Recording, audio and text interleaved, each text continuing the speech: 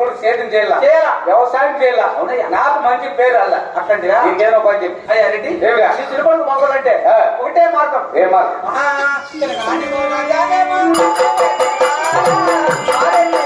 బాగుపడాలంటే తిరిగి ఎక్కడైనా పోయి ఒకే మన కాడికి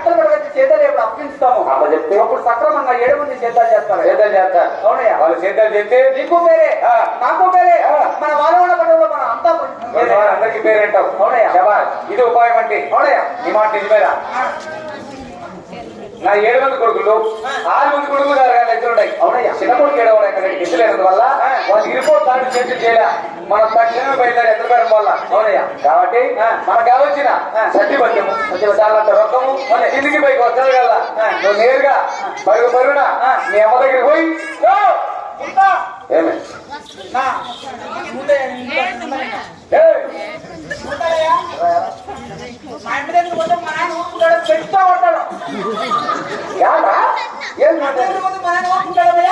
కాదు మేమంటే ఎవరు మేమంటే మీ అమ్మంటే మీ ఆయన కదా నా భార్య దొరసారి మీ అమ్మ అంటారు కదవా ఏంటి కదరా సంవత్సరం పిల్లడప్పటి నుంచి మా ఇంట్లో చేయాలనుకుంటావు 30 ఏళ్ళు నా ఇంట్లో ఉండవు కడుపు చూసి అన్నం పెట్టిందిరా అందుకే అమ్మ నేను నా కొడక చిన్న పిల్లప్పటి నుంచే ఎంతో నుంచి అంత చేసింది అంతా చూసింది కడుపు అంతా చూసింది చూసి మీ చిన్నమ్మ నాకు చిన్నమ్మే మీ చిన్నమ్మ నాకు చిన్నమ్మే నాకు చిన్నమ్మ మా పిన్నమ్మ నీకు పిన్నమ్మే ఓహో నాకు పిన్నమ్మ అయితే నీకు పిన్నమ్మ అయితే పిన్నమ్మే నాకు పెదనాయన ఏం పర్వాలేదు నాకు అక్క అయితే నీకు అక్క అవునా మీ నాయన నాకు నాయనే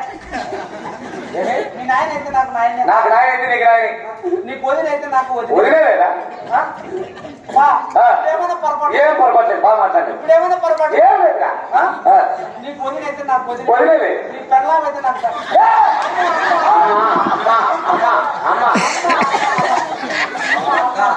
నా కొడక సారీ అమ్మ నాయన అక్క తమ్ముడు అన్న చెల్లెలు నాకేమైంది నీకు అవకాశం కానీ పెళ్ళాలు మాత్రము నీ పెళ్ళమే నా పెళ్ళమే నా కొడక నా పెళ్ళమే నీ పెళ్ళం నా